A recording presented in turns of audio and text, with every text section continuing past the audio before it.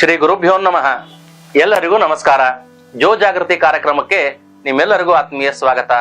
ನಾನು ಜೋಶಿಸ್ ಆಸ್ಟ್ರೋಸ್ಕೋಪ್ YouTube ಚಾನಲ್ನಿಂದ doctor Pavan Joshi.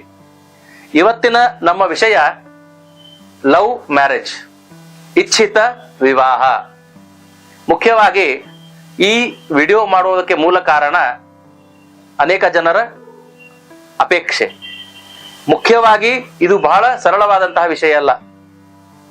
Love marriage ಬಹಳ ಚಲೋ ಅಂತ ನಾ ಹೇಳಿದ್ರ ಇದನ್ನ ವಿರೋಧಿಸುವಂತವರಿಗೆ ಆಕ್ಷೇಪ ಆಗ್ತದೆ. ಇದು ಲವ್ ಮ್ಯಾರೇಜ್ ಅಕ್ಷರಶಃ ಒಳ್ಳೇದಲ್ಲ, ಇದು ಸಮಾಜಘಾತಕವಾಗಿ ಅದ ಅಂತ ನಾ ಹೇಳೋದಾದ್ರ ಇದರಲ್ಲಿ ಇರುವವರಿಗೆ ಇದು ವಿರೋಧ ಆಗ್ತದೆ. ಹಾಗಾದ್ರೆ ನಿಜ ಸತ್ಯ ಏನು? ಧಾರ್ಮಿಕವಾಗಿ, ಮಾನಸಿಕವಾಗಿ, ಸಾಮಾಜಿಕವಾಗಿ ಈ ಲವ್ ಮ್ಯಾರೇಜ್, ಇಚ್ಛಿತ ವಿವಾಹ ಸರಿ ಏನು? ಸರಿ ಆದರೆ ಎಷ್ಟರ ಮಟ್ಟಕ್ಕೆ ಸರಿ, ಯಾರಿಗೆ ಸರಿ, ಹೇಗೆ ಸರಿ ಅನ್ನುವುದರ ಬಗ್ಗೆ ನಾನು ಇವತ್ತು ಚರ್ಚೆ ಮಾಡ್ಲಿಕ್ಕೆ ಬಂದಿದ್ದೇನೆ.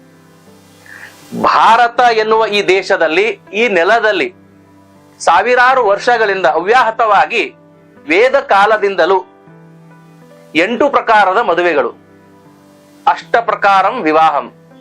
ಏನೇನವೆಲ್ಲ? ಬ್ರಾಹ್ಮ ವಿವಾಹ, ಎರಡನೇದು ದೈವ ವಿವಾಹ, ಮೂರನೇದು ಆರ್ಷ ವಿವಾಹ, ನಾಲ್ಕನೇದ್ದು ಗಂಧರ್ವ ವಿವಾಹ, ಐದನೇದ್ದು ಪ್ರಜಾಪತ್ಯ ವಿವಾಹ, ಆರನೇದ್ದು ಆಸುರಿ ವಿವಾಹ, ಏಳನೇದ್ದು ರಾಕ್ಷಸ ವಿವಾಹ, ಎಂಟನೇದ್ದು ಪಿಶಾಚ ವಿವಾಹ ಅಂತ 8 ಪ್ರಕಾರದ ಮದುವೆಗಳು. ಮನುಸ್ಮೃತಿಗಳಲ್ಲಿ, ಬೇರೆ ಬೇರೆ ಗ್ರಂಥಗಳಲ್ಲಿ, ಮಹಾಭಾರತ, ರಾಮಾಯಣ, ಅಂದ್ರೆ ಈ ರಾಮಾಯಣದಲ್ಲಿ, ಈ ಅರಣ್ಯಕಾಂಡದಲ್ಲಿ, ಮತ್ತೆ ಮಹಾಭಾರತದ ಆದಿಕಾಂಡದಲ್ಲಿ, ಬೇರೆ ಬೇರೆ ಕಡೆ ನಾವು ಈ ವಿಷಯಗಳ ಬಗ್ಗೆ ನಮಗೆ ಪ್ರಸ್ತಾಪ ಬರ್ತದೆ. ಅದರಲ್ಲಿ ನಾನು ಹೇಳಿದ್ನಲ್ಲ, 4ನೇದು ಗಂಧರ್ವ ವಿವಾಹ. ಅದನ್ನ ಇವತ್ತಿನ ಕಾಲಮಾನದ ಲವ್ ಮ್ಯಾರೇಜಿಗೆ ನಾವು ಹೋಲಿಸಬಹುದು. ಗಂಧರ್ವ ಅಂದ್ರೆ ತಾನು ಇಷ್ಟಪಡುವ ಹುಡುಗ ಅಥವಾ ಹುಡುಗಿಯನ್ನು ಮದುವೆಯಾಗುವುದು. ಇದು ಕ್ಷತ್ರಿಯರಲ್ಲಿ ಇನ್ನೊಂದು ಪದ್ಧತಿ ಇತ್ತು. ಹಿಂದೆ ಬ್ರಾಹ್ಮಣ, ಕ್ಷತ್ರಿಯ, ವೈಶ್ಯ, ಶೂದ್ರ ಅಂತ ಆ ವರ್ಣಾಶ್ರಮ ಧರ್ಮಗಳೇನಿತ್ತು, ಆ ಸಮಯದಲ್ಲಿ ಬ್ರಾಹ್ಮಣರಿಗೆ ಬ್ರಹ್ಮ ವಿವಾಹ, ವಿಶೇಷವಾಗಿ ಆರ್ಷ ವಿವಾಹ ಮತ್ತು ದೈವ ವಿವಾಹ ಯೋಗ್ಯವಾದದ್ದು. ಸರಿಯಾಗಿ ಉಪನಯನವನ್ನು ಮಾಡಿಕೊಂಡು ಗುರುಕುಲಕ್ಕೆ ಹೋಗಿ ಗುರುಗಳ ಮುಖಾಂತರ ಸರಿಯಾಗಿ ಸಶಾಸ್ತ್ರೀಯವಾಗಿ ವೇದಾಧ್ಯಯನವನ್ನು ಮಾಡಿರುವಂತಹ ವೇದ ಪುರುಷನಿಗೆ ಒಬ್ಬ ತಂದೆ ತನ್ನ ಅಷ್ಟವರ್ಷಾತ್ ಭವೇತ್ ಕನ್ಯಾ, ಅವಳು ಕನ್ಯೆಯನ್ನ ಆ ಹುಡುಗನಿಗೆ, ಆ ವರನಿಗೆ ಮದುವೆಯನ್ನು ಮಾಡಿಕೊಟ್ಟು ಪದ್ಧತಿಗೆ ಅಂದ್ರೆ ಬ್ರಾಹ್ಮ ವಿವಾಹ ಅಂತ ಕರೆದ್ರು. ಅದೇ ಪ್ರಕಾರವಾಗಿ ಒಬ್ಬ ಯೋಗ್ಯ ಶ್ರೋತ್ರಿಯ ಬ್ರಾಹ್ಮಣನಿಗೆ ಅಥವಾ ಒಬ್ಬ ವ್ಯಕ್ತಿಗೆ, ಒಬ್ಬ ಪುರುಷನಿಗೆ ತನ್ನ ಮಗಳನ್ನ ಧರ್ಮದಿಂದ ಎಲ್ಲಾ ಕುಟುಂಬದವರು ಸೇರಿ ಮಾಡುವಂತ ವಿವಾಹಕ್ಕೆ ದೈವ ವಿವಾಹ ಅಂತ ಕರೆದ್ರು. ಹುಡುಗ ತಾನೇ ಮದುವೆ ಮಾಡಿಕೊಂಡು ಹುಡುಗಿಯ ತಂದೆ ತಾಯಿಗೂ ಶುಶ್ರೂಷೆಯನ್ನ ಮಾಡಿ ಅವ್ರಿಗೇನಾದ್ರೂ ಉಡುಗೊರೆಯನ್ನ ಕೊಟ್ಟರೆ ಅದು ಆರ್ಷ ವಿವಾಹ ಅಂತ ಆಯ್ತು. ಹುಡುಗ ತಗೊಳ್ಳೋದಲ್ಲ, ಹುಡುಗನೇ ಹುಡುಗಿ ತಂದೆ ತಾಯಿ ಕೊಟ್ಟು ಅವರಿಗೆ ಸಂರಕ್ಷಣೆ ಮಾಡಿ ಅವರಿಗೊಂದು ಭದ್ರತೆಯನ್ನು ಕೊಟ್ಟಾಗ ಅದು ಆರ್ಷ ವಿವಾಹ ಅಂತ. ಅದೇ ಪ್ರಕಾರ ಸತ್ಕರ್ಮಗಳನ್ನ, ಕ್ರಿಯಾಕಾರ್ಯಗಳನ್ನ ಇದೇ ತರದ ಸಮಾನವಾಗಿ ಪ್ರಜಾಪತ್ಯ ವಿವಾಹ ಅಂತ ಬರ್ತದೆ. ಧರ್ಮಾಚರಣೆಗಳನ್ನ ಸರಿಯಾಗಿ ಮಾಡಿಕೊಂಡು ಹೋಗುವಂತಹ ವಿವಾಹ. ಇದೆಲ್ಲವನ್ನ ಮೀರಿ ಆಗಲೇ ನಾವು ಹೇಳಿದೆ ಆಸುರ ವಿವಾಹ ಅಂತ. ಆಸುರ ವಿವಾಹ ಅಂದರೆ ನಾವು ಕಾಡಿ ಬೇಡಿ ಕಂಡೀಷನ್ ಡಿಮಾಂಡ್ ಮಾಡಿ ವರದಕ್ಷಿಣೆ ತಗೋತೀವಲ್ಲ, ಇಷ್ಟು ರೊಕ್ಕ ಕೊಡಬೇಕು, ಇಂಥ ಗಾಡಿನೇ ಕೊಡಿಸ್ಬೇಕು, ಇಂಥಲ್ಲೇ ಸೈಟ್ ಕೊಡಿಸ್ಬೇಕು, ಇಂಥದ್ದೇ ಬಂಗ್ಲೆ ಬೇಕು, ಹುಡುಗನಿಗೆ ಇಷ್ಟೇ ಹಣ ಕೊಡಬೇಕು, ಇಂಥದ್ದೇ ಬಂಗಾರ, ಇಂಥದ್ದೇ ಬೆಳ್ಳಿ ಸಾಮಾನು ಅಂತ ಡಿಮಾಂಡ್ ಮಾಡಿ ಒತ್ತಾಯ ಪೂರ್ವಕವಾಗಿ, ನನ್ನ ಮಗ ಡಾಕ್ಟರ್ ಇದ್ದಾನೆ, ನನ್ನ ಮಗ ಇಂಜಿನಿಯರ್ ಇದ್ದಾನೆ, ನನ್ನ ಮಗ ಫಾರಿನ್ ದಾಗಿದ್ದಾನೆ, ಇದನ್ನ ನಾನು ನೇರವಾಗಿ ಭಯವಿಲ್ಲದೆ ನಿಷ್ಪಕ್ಷಪಾತವಾಗಿ ಹೇಳ್ತಾ ಇದ್ದೇನೆ. ಈ ತರ ಡಿಮಾಂಡ್ ಮಾಡಿ ಯಾರಾದರೂ ಮದುವೆ ಮಾಡಿಕೊಂಡರೆ ಮನುಸ್ಮೃತಿಯಲ್ಲಿ ಇದಕ್ಕೆ ಆಸುರ ವಿವಾಹ ಅಂತ ಹೇಳಿದ್ದಾರೆ. ಅಂದ್ರೆ ಒಳ್ಳೆಯ ಗುಣವಿಲ್ಲದೆ ಇರುವಂತಹ ಅಧರ್ಮದ ವಿವಾಹ. ಬ್ರಹ್ಮ ವಿವಾಹದಲ್ಲಿ ವರೋಪಚಾರ ಅಂತ ಒಂದು ಪದ ಬರ್ತದೆ. ಅರ್ಥಾತ್ ಹುಡುಗನ ತಂದೆ, ಹುಡುಗಿಯ ತಂದೆ ಇಬ್ಬರು ಪರಸ್ಪರ ಆತ್ಮೀಯತೆಯಿಂದ ವಿವಾಹಕ್ಕೆ ಒಪ್ಪಿದ್ದಾರೆ. ಹುಡುಗಿಯ ತಂದೆ ಹುಡುಗನ ಯೋಗ್ಯತೆ, ಘನತೆ, ಗೌರವವನ್ನು ನೋಡಿ ಪ್ರೀತಿಯಿಂದ, ಗೌರವದಿಂದ, ಸ್ವಯಾರ್ಜಿತವಾಗಿ ಅವ ತನ್ನ ಮಗಳ ಸುಖಕ್ಕಾಗಿ ಏನನ್ನು ತನ್ನ ಕಡೆ ಏನದ ಯೋಗ್ಯತೆ ಮೀರಿ ತನ್ನ ಯೋಗ್ಯತೆಗೆ ತಕ್ಕಂಗೆ ಏನೋ ಕೊಡ್ತಾನೆ. ನನ್ನ ಮಗಳು ಸುಖವಾಗಿರ್ಲಿ. ಅದು ವರೋಪಚಾರ, ವರದಕ್ಷಿಣೆ. ಅದು ಬರ್ತಾ ಏನಾಗ್ಬಿಡ್ತು ಅಂದ್ರೆ ಒಂದು ರಾಕ್ಷಸ ಆಯ್ತು, ಆಸುರಿ ಆಯ್ತು. ಆ ತರ ಡಿಮಾಂಡ್ ಮಾಡಿ ಕಮಾಂಡ್ ಮಾಡಿ ಮಾಡಿಕೊಳ್ಳುವ ಮದುವೆಗೆ ಆಸುರಿ ವಿವಾಹ ಅಂತ ಕರೆದು. ಇನ್ನು ರಾಕ್ಷಸ ವಿವಾಹ ಅಂದರೆ ದುಡ್ಡು ಕೊಟ್ಟು ಹೆಣ್ಣನ್ನು ಕೊಂಡ್ಕೊಳ್ಳೋದು, ದೊಡ್ಡಸ್ತನದಿಂದ ಅಹಂಕಾರದಿಂದ ಹೆಣ್ಣನ್ನು ದುಡ್ಡು ಕೊಟ್ಟು ಖರೀದಿ ಮಾಡಿಕೊಳ್ಳೋದು, ಇದಕ್ಕೆ ರಾಕ್ಷಸ ವಿವಾಹ ಅಂತ ಕರೆದ್ರು. 8ನೇದ್ದು ಪಿಶಾಚ ವಿವಾಹ ಅಂತ ನಾನು ಹೇಳಿದೆ. ಅದೇನಪ್ಪಾ ಅಂತಂದ್ರೆ ಹುಡುಗಿಯನ್ನ ಬಲಾತ್ಕಾರ ಮಾಡೋದು, ಅವಳ ಜೀವನವನ್ನ ನಾಶ ಮಾಡೋದು, ಬೇರೆ ಬೇರೆ ರೀತಿ ಅವಳಿಗೆ ಹಿಂಸಿಸಿ ಅವಳ ಮನಸ್ಸು ಬುದ್ಧಿ ಚಿತ್ತವನ್ನ ನಾಶ ಮಾಡುವುದು. ಅಂತವಳಿಗೆ ಅಸಹಾಯಕಳಾದಾಗ ಅವಳಿಗೆ ಆಶ್ರಯನ ಕೊಡೋದಕ್ಕಂಥದ್ದು ಪೈಶಾಚ ವಿವಾಹ ಅಂತ. ಹೀಗೆ ಮೊದಲಿಗೆ ಇತ್ತು ಹಿಂದಿನ ಕಾಲದಲ್ಲಿ. ಈ ಪ್ರಕಾರ ನಮ್ಮ ಭಾರತದಲ್ಲಿ ನಡೆದುಕೊಂಡು ಬಂದಂತ ಇತಿಹಾಸಗಳನ್ನ ನಾವು ಕೆಲವು ಪುರಾಣಗಳಲ್ಲಿ, ಮಹಾಭಾರತ ಎನ್ನುವ ಇದರಲ್ಲಿ ಬೇರೆ ಬೇರೆ ಇತಿಹಾಸ ಗ್ರಂಥಗಳಲ್ಲಿ ನೋಡ್ತೇವೆ. ಈ ಗಂಧರ್ವ ವಿವಾಹ ಅದರ ಜೊತೆಗೆ ಈ ಕ್ಷತ್ರಿಯರಲ್ಲಿ ಸ್ವಯಂವರ ವಿವಾಹ ಅಂತ ಮಾಡ್ತಿದ್ರು. ಅಂದ್ರೆ ಸ್ವತಃ ತಂದೆನೆ, ಕ್ಷತ್ರಿಯ ತಂದೆ, ರಾಜ ಮನೆತನದ ತಂದೆ ತನ್ನ ಮಗಳ ಇಚ್ಛಾನುಸಾರವಾಗಿ ಆ ದೇಶದಲ್ಲಿರ್ತಕ್ಕಂಥ ಬೇರೆ ಬೇರೆ ದೇಶದ ರಾಜ ಮಹಾರಾಜರ ಮಕ್ಕಳನ್ನ, ಕುಮಾರರನ್ನ ಕರೆಸಿ ಆ ಮಗಳು ಅವರ ಶೌರ್ಯ, ಸ್ಥೈರ್ಯ, ಸಾಹಸ, ಪರಾಕ್ರಮ, ಸೌಂದರ್ಯ, ಅವರ ಬುದ್ಧಿಮಟ್ಟವನ್ನ ಪರೀಕ್ಷಿಸಿ ತಾನು ಹುಡುಗನನ್ನು ಇಷ್ಟಪಟ್ಟು ಮದುವೆ ಆಗ್ತಿದ್ಲು. ಅದು ಕ್ಷತ್ರಿಯರಲ್ಲಿ ಹೆಚ್ಚು ಪ್ರಚಲಿತ. ಹಾಗೆ ಈ ಗಂಧರ್ವ ವಿವಾಹ, ಲವ್ ಮ್ಯಾರೇಜ್, ಇಚ್ಛಿತ ವಿವಾಹ ಅನ್ನುವುದು ಕೂಡ ಕ್ಷತ್ರಿಯರಿಗೆ ಹೆಚ್ಚು ಶ್ರೇಷ್ಠವಾದದ್ದು ಅಂತ ಹಿಂದೆ ಮನುಸ್ಮೃತಿಯೊಳಗೋ ಬೇರೆ ಬೇರೆ ಗ್ರಂಥಗಳಲ್ಲಿ ಬರ್ತದೆ.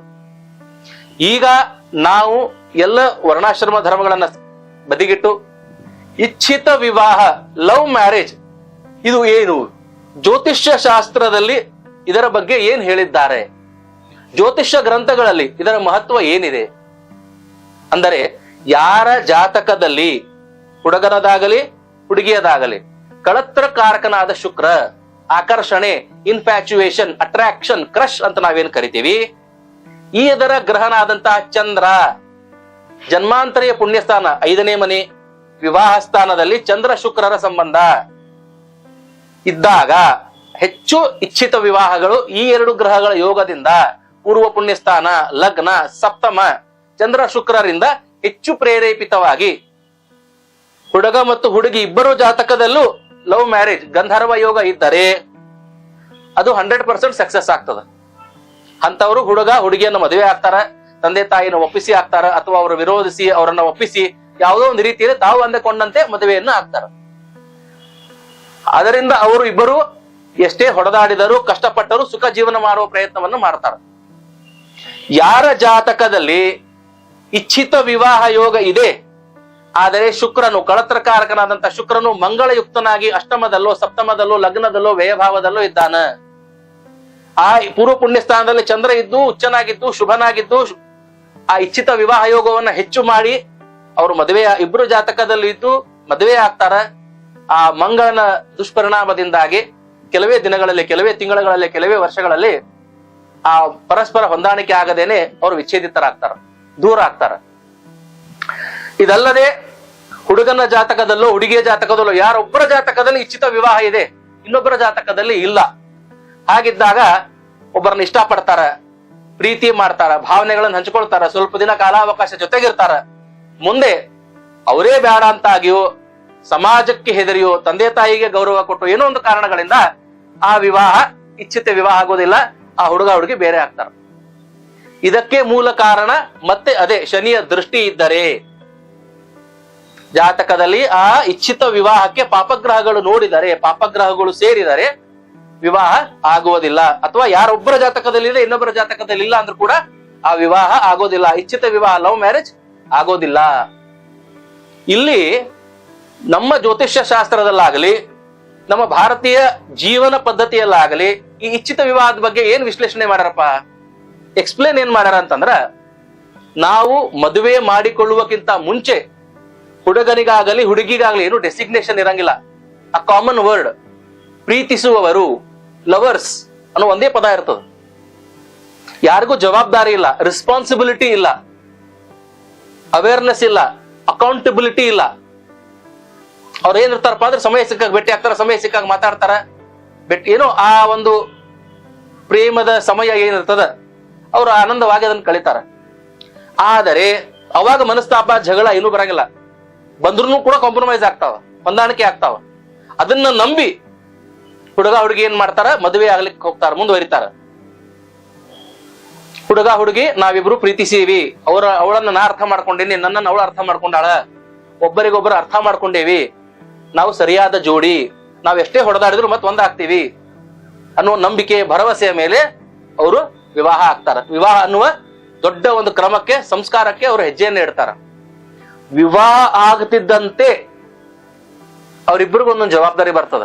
ಅವ್ರ ಲವರ್ಸ್ ಆಗುದಿಲ್ಲ. ಅವಾಗ ಗಂಡ ಹೆಂಡತಿ 2 ಸ್ಥಾನಗಳನ್ನ ಅಲಂಕರಿಸ್ತಾರ, ಜವಾಬ್ದಾರಿಗಳು ಬರ್ತಾವ, ರೆಸ್ಪಾನ್ಸಿಬಿಲಿಟೀಸ್ ಬರ್ತಾವ. ಅವಾಗ ನಡವಳಿಕೆಗಳು ಬೇರೆ ಆಗ್ಲಿಕ್ಕೆ ಶುರು ಆಗ್ತಾವ. ತಂದೆ ತಾಯಿ, ಅತ್ತಿ ಮಾವ, ನಾದ್ನಿ ಮೈದ್ನ, ಸಂಬಂಧಿಕರು, ಮತ್ತೊಬ್ರು ಮುಗ್ದೊಬ್ರು, ಅಜ್ಜ ಅಜ್ಜಿ, ಕೂಡು ಕುಟುಂಬನೇ ಇರ್ಲಿ, ಅದ ನ್ಯೂಕ್ಲಿಯರ್ ಫ್ಯಾಮಿಲಿನೇ ಇರ್ಲಿ, ಆರ್ಥೋಡಾಕ್ಸ್ ಫ್ಯಾಮಿಲಿನೇ ಇರ್ಲಿ, ಜಾಯಿಂಟ್ ಫ್ಯಾಮಿಲಿನೇ ಇರ್ಲಿ, ಅದೇ ಫ್ಯಾಮಿಲಿ ಇರ್ಲಿ, ಈ ತರದ ಜವಾಬ್ದಾರಿಗಳು ಬಂದಾಗ ಆ ಹುಡುಗಿ ಏನ್ ಲವರ್ ಇರ್ತಾಳ, ಅಕ್ಕಿ ಸೊಸಿ ಆಗ್ತಾಳ, ಹೆಂಡತಿ ಆಗ್ತಾಳ, ನಾದ್ನಿ ಆಗ್ತಾಳ, ಏನೇನೋ ಸ್ಥಾನವನ್ನು ಅಲಂಕರಿಸ್ತಾಳ. ಹುಡುಗ ಏನಾಗ್ತಾನ, ಗಂಡ ಆಗ್ತಾನ. ಹುಡುಗಿಯ ತಂದೆ ತಾಯಿಗೆ ಅಳಿಯ ಆಗ್ತಾನ. ಜವಾಬ್ದಾರಿಯಾದ ಗೃಹಸ್ಥ ಆಗ್ತಾನ. ರೆಸ್ಪಾನ್ಸಿಬಿಲಿಟೀಸ್ ಬೆಳಿತಾವ. ಮೊದಲಿನ ಹಂಗ ಆರಾಮಾಗಿರ್ಲಿಕ್ಕೆ ಬರಂಗಿಲ್ಲ. ಅವಾಗ ನಿಜವಾದ ಸಮಸ್ಯೆಗಳು ಹುಟ್ಲಿಕ್ಕೆ ಶುರು ಆಗ್ತಾವ.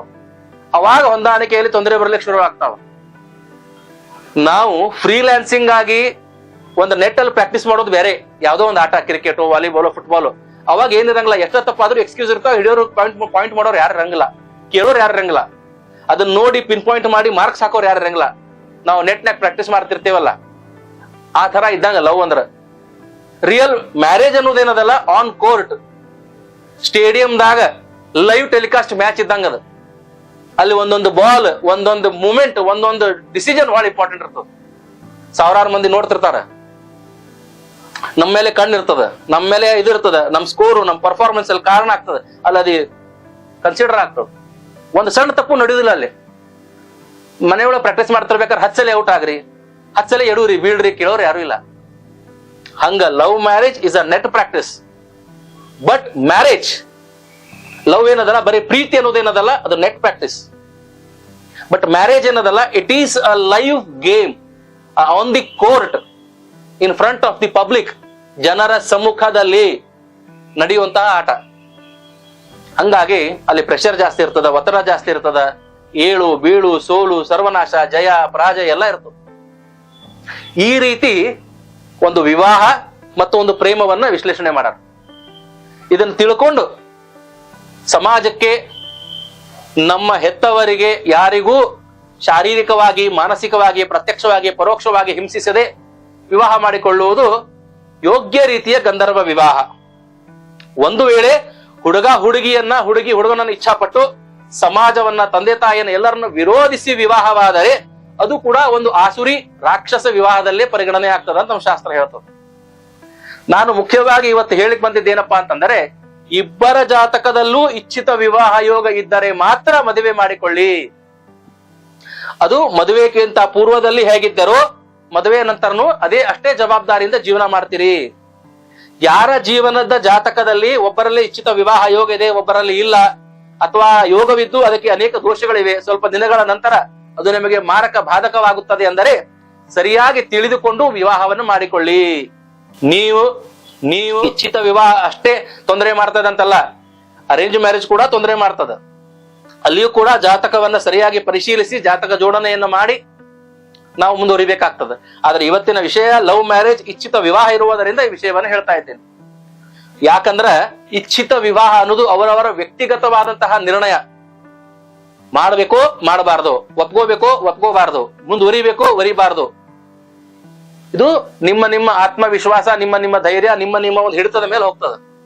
ಇದಕ್ಕೆ ಪರಿಹಾರೋಪಾಯಗಳ ಉದಾಹರಣೆಗೆ, ನಾನೊಂದು ಹುಡುಗನ್ ಲವ್ ಮಾಡ್ತೀನಿ, ಒಂದು ಹುಡುಗಿನ ಲವ್ ಮಾಡ್ತೀನಿ, ನಮ್ಮ ಮನೆಯವ್ರ ಅಪ್ಪ ಒಂದು ಪೂಜೆ ಮಾಡಿಸ್ಕೊಡ್ರಿ, ಅಂತಾವ್ ಯಾವ ಇರೋದಿಲ್ಲ.